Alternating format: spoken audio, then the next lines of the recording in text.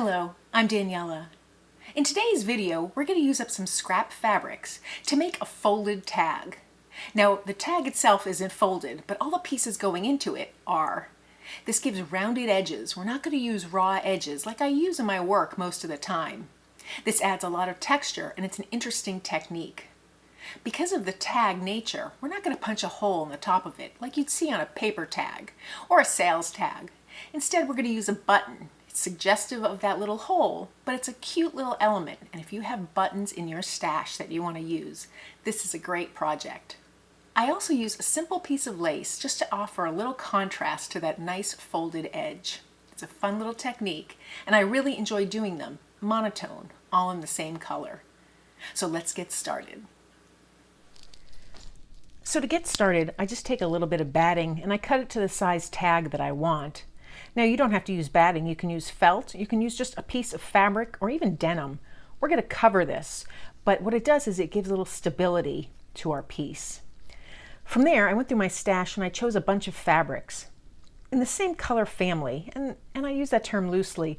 They're not all the same tone of blue, they have other colors introduced.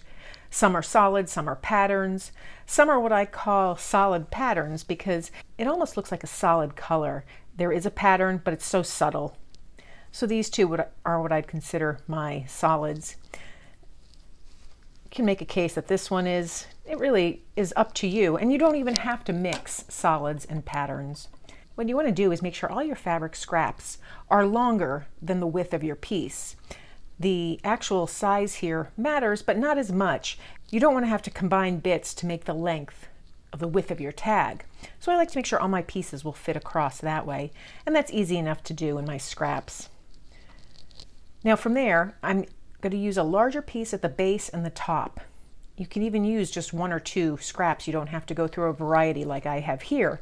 But what I want to do for the base in particular, and that has a little more area than the top, is I take my largest piece, and I can use any of those pieces, but I'm going to start with this checkered piece, and I fold it over a good distance. And then I'm going to also fold over the back, and I just want to make sure that it overlaps. And I do that because I want it to be very efficient when I stitch. So I'm just going to finger press it just so I have a guide. Then I'm basically just going to press my piece on that fold, and then when I fold it over, it will match nicely. Now from there, I can put in a pin to hold it down, and if I flip it over, I can see exactly where it overlaps. And that's where I want to make my stitches. So I've threaded my needle with just some blue thread from my scrap bin, and I'm using just 2 strands of embroidery floss. I like the delicate look of the 2 strands, but use as many strands as you like. I'm going to come in here from the back, and I'm just going to stitch a running stitch the width of the tag. You can make them small stitches or large stitches. It doesn't matter. It's kind of a basting technique, and it's not going to show because we're going to cover this with future layers. So now that I've started it, I'll remove my pin and just continue. And I want to make it fairly straight. It doesn't have to be perfect. I don't have to measure it out or trace a line. But if you're more comfortable doing that and you like precision, by all means, go ahead and do that. So I'm just going to stitch to the end of this tag, just the width of it. And I'm purposely trying to catch the background in my stitches, and I'll show you what I mean by that. Stitching it right to the end. And if I flip it over, my stitches caught this piece of fabric on the back, and that just secures it down. I'm keeping my thread intact, my needle right there, and I'll just set this aside. So that's my first layer. And now I just play with the remaining layers. I can decide what colors I want to combine. I don't have to use all these pieces, but I like these 3 together. So for my next layer, I'm going to take this piece. If it's too big, I'll cut it down, and I'm just going to fold it. And again, I want to make sure my fold is so that when I stitch through it, I stitch through both layers of that fold. Now, all I want to do is on this fold, cover up that layer that I stitched. So that is the largest section I can make. I can always pull it up here if I want to make a lot of layers, but I kind of like this look. So again, I'm going to just take my pin it in place. And now from here, just to make it easier, I'm going to flip my piece over, make sure my thread is out of the way, and cut that layer just nice and neatly and gently. Set the scraps aside. And then with my needle, I'd like to come up here just on the end and tack a stitch down. I'm not going to stitch across, although you're more than welcome to do that. I like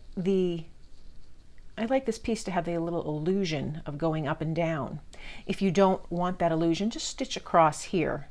But I'm just going to stitch down the side, skipping a few spots here and there, just to get to the base of this folded fabric. So I'll do one more stitch. And then over here, I'm going to sew the length. Again, using that basting stitch. I'm going to stitch across here. It's less important that I get through both layers now because I'll continue to overlap this piece. And I folded this with enough give so it's not going to come up. So it's less important that I stitch through the ends of both than it was on the first one. But I do need to have that fabric long enough so that I do tack it down at least on the sides. And then subsequent layers will tack this piece down even further. So once I get to the end of this layer,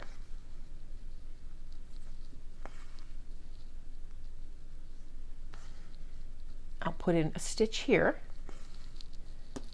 make sure my thread is out of the way, and I'll snip this fabric. So that's the beginning of my tag. With my thread here, I'm just going to come up here and make just a couple of more tacking stitches, which is just a small little stitch.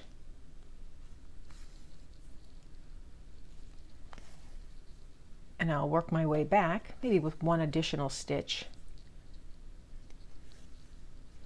And this way I don't have long loops. And now I'll continue making additional layers. Now this piece is way too big, so I'll just trim that down. Fold it in half again. And decide where I want it. I kind of like that look. So that's the entire piece. This is what will show, and I kind of really like that. So again, I'm going to tack it down. Starting at this end, I'll make my little tacked stitch.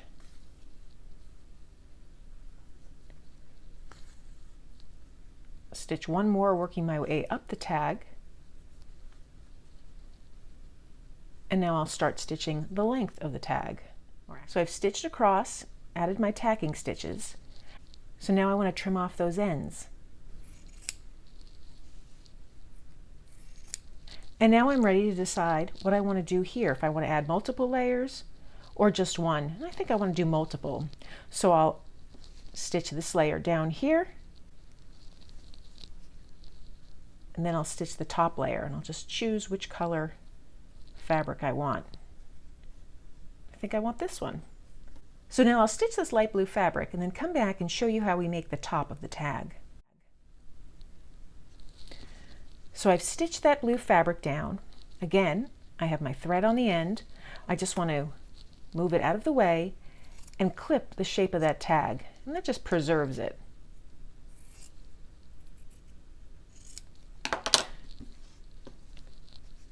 Now I don't have a lot of thread left on this needle, but I have enough to start this last fabric.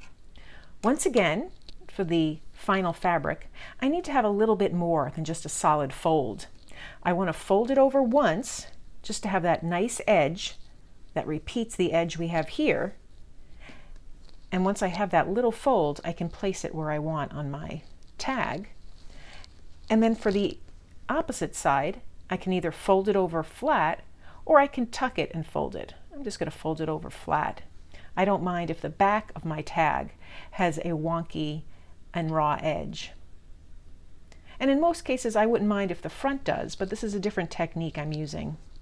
So I'm going to pin this final fabric in place. I can get a vague outline of my tag shape now. And then with just a little bit of thread that I have on my needle, I'm going to just tack down a couple of little stitches at the end here.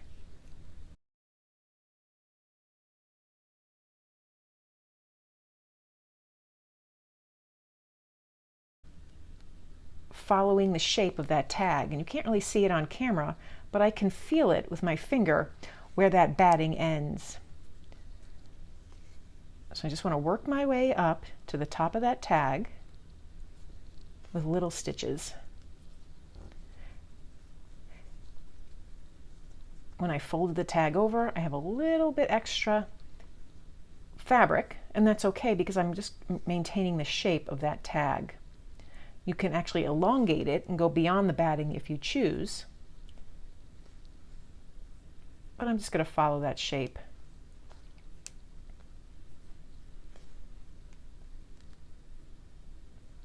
And then when I get to the top, I'll stitch across. I'm going to stitch here, knot off my thread, and rethread my needle so I have enough thread to continue stitching. I've rethreaded my needle.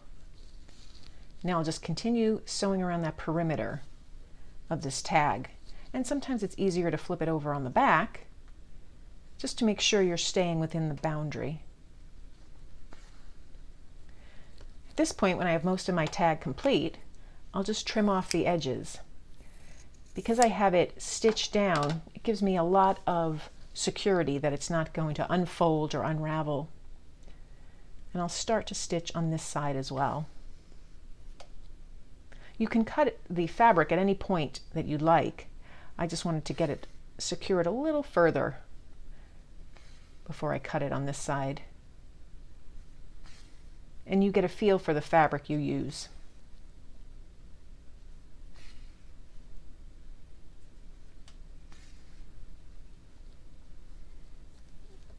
So I have that stitched,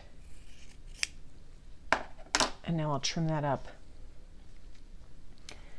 I'll remove my pin, and if I want to go in here and add any little stitches just to really tack it down, now's my chance.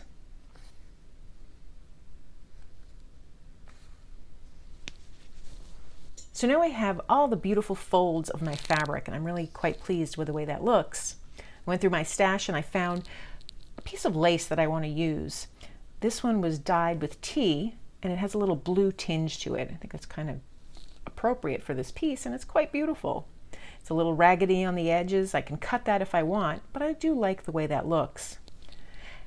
Because this lace isn't printed on one side, I can easily just fold it and have it where I want, and then I could trim it. But this seems to be a good length for what I want it for. And then I found a blue button that coordinates nicely that I'll stitch there as well. So with my thread, I'm just going to tack down the top of this lace, and feel free to attach the lace wherever you want, meaning if you want this to be free, you leave it free, but if you want to tack it down so it stays put, you can just add a few stitches there. I have just one stitch to tack down the lace so it's not going to move, and now I'm going to come up with my button. Happy with that. And now I'll just secure it a few more times. It's a little challenging to get the hole, but this is a small needle and a large button, so it shouldn't be that much of a challenge. And when I'm happy that it's on securely, I can stop. So that's our completed tag. I wanted to show you a few variations and how they can be really effective if you make multiple versions. I used the same size batting, and I created 3 similar tags with a blue, a turquoise, and a green. And the buttons really showcase it. So if you're like me and you have a collection of buttons, this is a fun way to use them. I also like the contrasting lace. You have the nice gentle folds here, the soft curves of the fold, and then the lace. The delicateness is kind of interesting. This one's crocheted, this one's a little tattered and worn from the tea dyeing, but it gives a really nice effect. Then for the heck of it, I wanted to try a miniature one, and I just think this is precious. I found the miniature button that fit perfectly with this color scheme and the miniature lace. So I'm really quite pleased with the way this came out. It's a nice element I can add to my slow stitching. Today's class we made it in a classic tag shape, and that button echoed the hole in a standard tag. I just like the way it looks, and it has a little fabric lace detail as well. So that's how I make my folded fabric tags. I think they're adorable, particularly that little tiny one that I made. If you enjoyed this video, please give it a thumbs up and be sure to subscribe. Thanks for joining me today.